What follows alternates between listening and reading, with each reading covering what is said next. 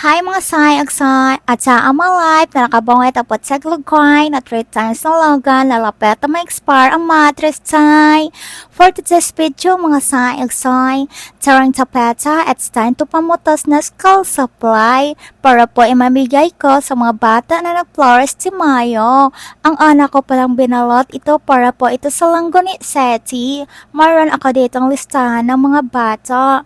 By the way, nasa 22 kabata lang yung lista ko. Shout out pala sa Langgoni City. Baka gusto niyo din mag-avail ng school supply, huwag kayong maghiya na mag-comment sa videong ito at lagyan nyo ng pangalan nyo para maibibigay ko sa inyo.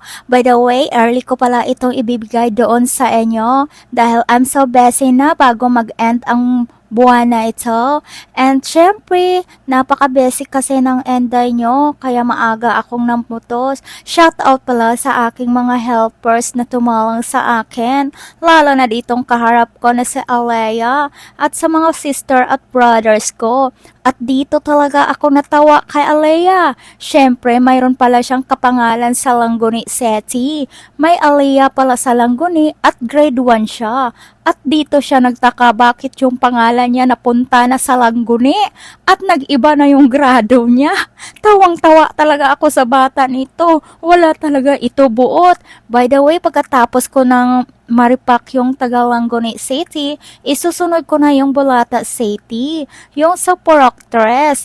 And then, dito na sa aming lugar. And shout out pala sa Pasto City dahil sa dami ko pang extra na mga school supply, napag-isipan ko na pangbigyan din ang taga Pasto City. Kaya shout out sa inyong tanan kung lahat kayo is nanonood dito. At syempre, wag na kayong mahiya mag-comment dito. Taga Pasto, i-comment na yung pangalan ng mga anak nyo at saka yung mga grado nyo para mapotsan na talaga ng enday nyo. At ito lang talaga isasabihin ko sa inyo ha, hindi ako maraming pera. Sadyang trip-trip ko lang talaga ang mamigay ng school supply dahil random ko talaga kapag darating yung pasukan yung mga mothers. Minsan, sumasakit din yung mga alo nila, kakabudget ng para sa pagbili ng mga school supply ng mga anak nila.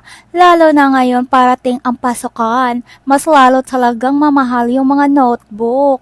At ito lang ang masasabi ko sa inyo, hindi ito pasikat ha, at hindi din ako nagpabango ng aking pangalan. Sadyang ganito lang talaga ang trip ng buhay ko, dahil alam ko yung feelings, na kapos ka na, dahil naranasan ko kaya dati na yung bata nakapos lagi sa school supply at ngayon mamimigay na kahit konti.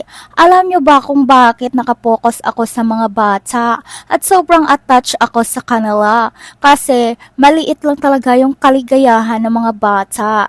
Kahit sa simpleng bagay, ang saya-saya na nila. Minsan naloloding na ako kahit saan ako magpunta, may mga bata na yumayakap sa akin at sabihin idol kita.